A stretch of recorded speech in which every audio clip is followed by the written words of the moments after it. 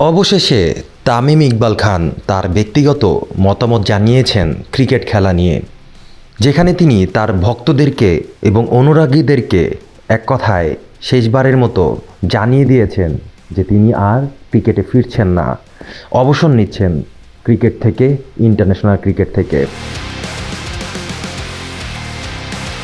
আজকের ফেসবুক পোস্টে তামিম ইকবাল খান তার ব্যক্তিগত মতামত জানিয়েছেন ভক্তদের পক্ষে, যেখানে তার 2023-এ বিশ্বকাপের পূর্বে চলে যাওয়ার কারণ এবং না ফিরে আসার কারণ 2025-এ চ্যাম্পিয়ন্স ট্রফিতে তাও জানিয়েছেন।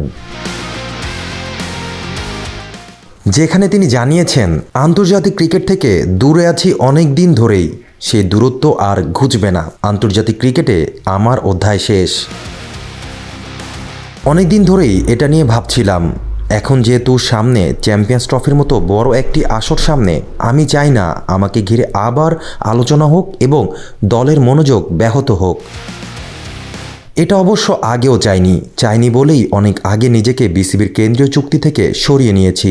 যদিও অনেকেই বলেছেন, অনেক সময় মিডিয়ায় এসেছে আমি নাকি ব্যাপারটি ঝুলিয়ে রেখেছি, কিন্তু বিসিবির কোনো ধরনের চুক্তিতে যে নেই।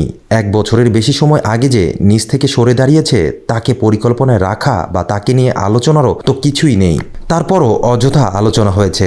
অবসর নেওয়া বা খেলা চালিয়ে যাওয়ার সিদ্ধান্ত একজন ক্রিকেটার বা যে কোনো পেশাদার ক্রীড়াবিদের নিজের অধিকার। আমি নিজেকে সময় দিয়েছি, এখন মনে হয়েছে সময়টা এসে গেছে। অধিনায়ক নাজমুল হোসেন শান্ত আন্তরিকভাবেই আমাকে ফেরার জন্য বলেছে। নির্বাচক কমিটির সঙ্গেও আলোচনা হয়েছে আমাকে এখনও উপযুক্ত মনে করার জন্য তাদের প্রতি কৃতজ্ঞতা। তবে আমি নিজের মনের কথা শুনেছি।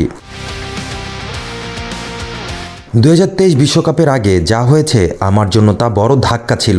যেহেতু ক্রিকেটীয় কারণে আমি দলের বাইরে যাইনি, তারপরও আমি যেখানেই গিয়েছি ক্রিকেট ভক্তদের অনেকে বলেছেন আমাকে আবার জাতীয় দলে দেখতে চান।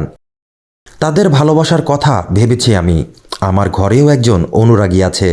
আমার ছেলে কখনো আমাকে সরাসরি বলেনি, কিন্তু তার মাকে বারবার বলেছে বাবাকে আবার দেশের জার্সিতে খেলতে দেখতে চায়। ভক্তদের হতাশ করার জন্য আমি দুঃখিত। ছেলেকে বলেছি, তুমি যেদিন বড় হবে সেদিন বাবাকে বুঝতে পারবে। এই ছিল তামিম ইকবাল খানের আজকের ফেসবুক স্ট্যাটাস, যা তিনি জানিয়ে দিয়েছেন তার হাজার লাখো ভক্ত অনুরাগীদের। ইতি তামিম ইকবাল খানের আন্তর্জাতিক ক্রিকেট।